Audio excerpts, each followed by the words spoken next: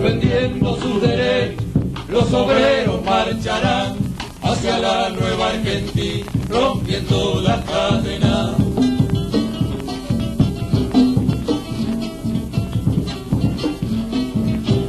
En los pechos se agirán el sentir de libertad, y el pueblo va con el frente de la izquierda popular.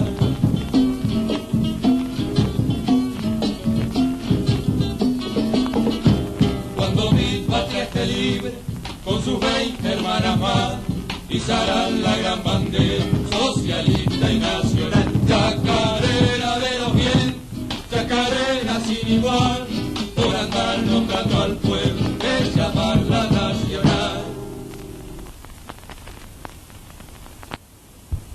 Que acabamos de escuchar son los de la Marcha de las Malvinas.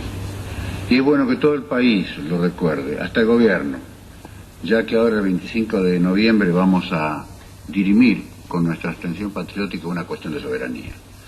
El público gana el Partido Justicialista, que somos los únicos que vamos a marchar hacia adelante el domingo por la abstención patriótica, es la concesión democrática, entre comillas, que el gobierno hace, puesto que todo el resto del sistema de partidos tradicionales están por el sí, y el gobierno dispone de todos los medios más poderosos durante todo este mes y hace 2 meses para inducir a la opinión pública argentina a que debe votar por sí el tratado que acaba de iniciar el innombrable canciller Caputo.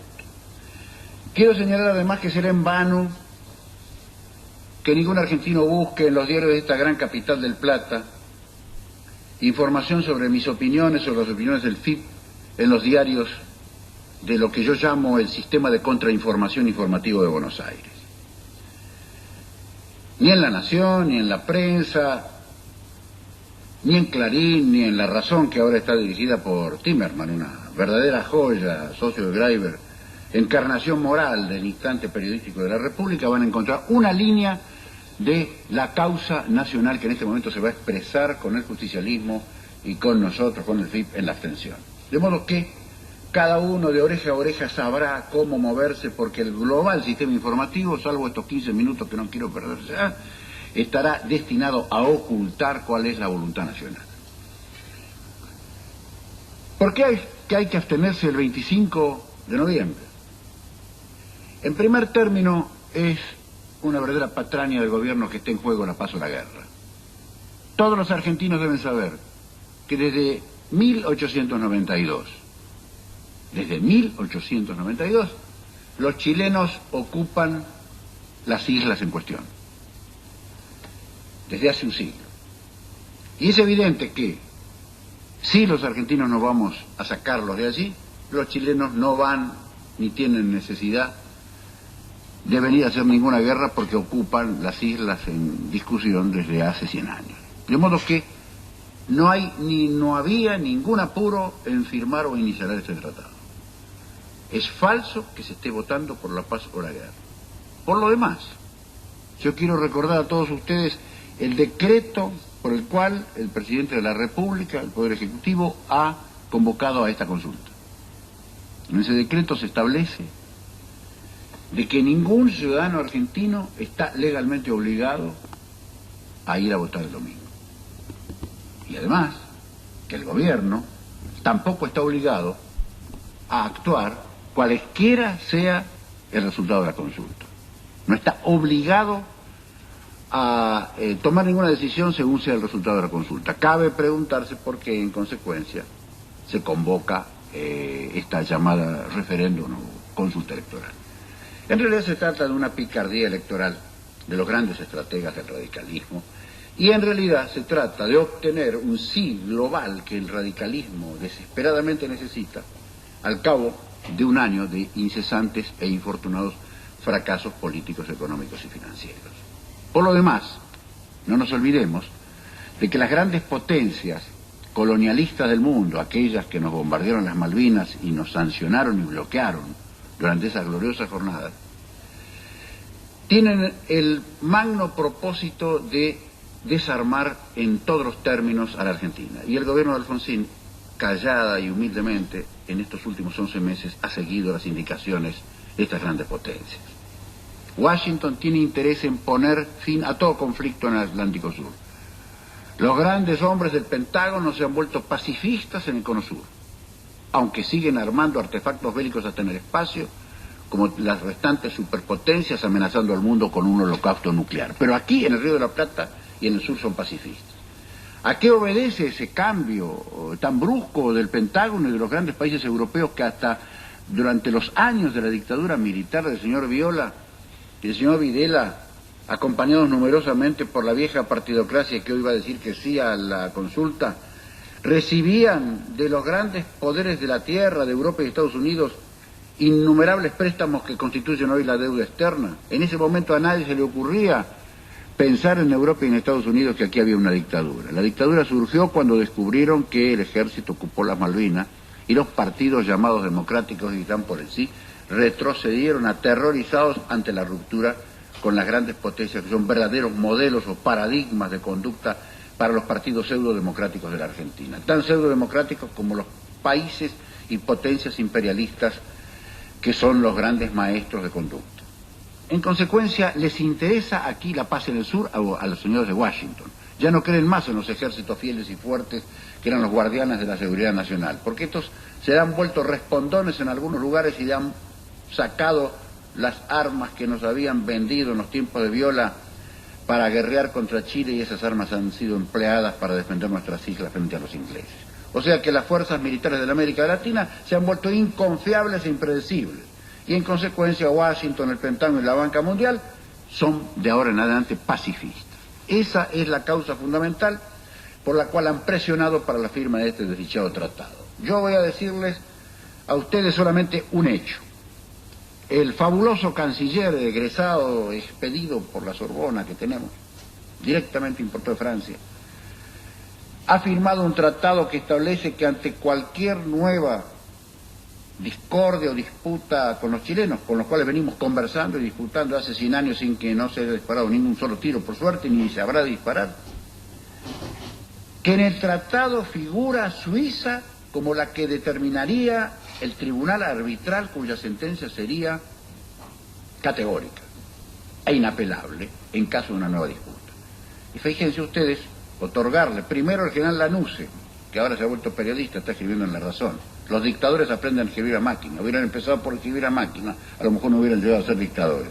Pues el general Lanusse firmó un tratado otorgando a la reina de Inglaterra la potestad de decidir en un laudo arbitral los derechos territoriales de los argentinos. Y ahora el señor Caputo y el señor Alfonsín otorgan a Suiza la misma confianza y los mismos derechos. Ese es el tratado que se va a firmar.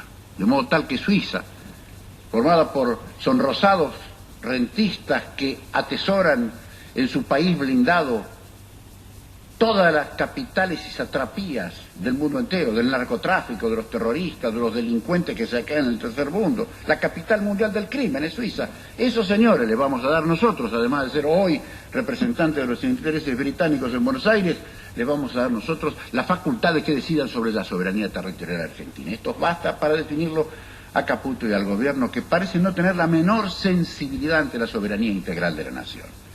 Pero además hay otro propósito. No se trata aquí del tema del Beagle. La paz está asegurada y la fraternidad con los chilenos y con toda la América Latina está fuera de duda. Se trata, por sobre todas las cosas, que el gobierno radical ha cedido, infortunadamente, ha decepcionado a los propios y a los extraños al cabo de solo 11 meses y ha firmado y se está comprometiendo con el Fondo Monetario a una exigencia que excede toda deuda posible e imaginable. Porque el Fondo Monetario, señores y compañeras y amigos de toda la República, el Fondo Monetario pide, como en el gran drama de Shakespeare, la libra de carne de los argentinos.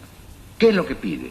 Pide ante todo liquidar el conflicto con Inglaterra, levantar los controles y embargos que teníamos desde el 2 de abril con respecto a los capitales británicos, liquidar el tema del Beagle, liquidar la fabulosa industria y ciencia nuclear que los argentinos habían desarrollado desde los tiempos de Perón a lo largo de estos últimos 30 años y que nos habían colocado en el umbral de la revolución tecnológica.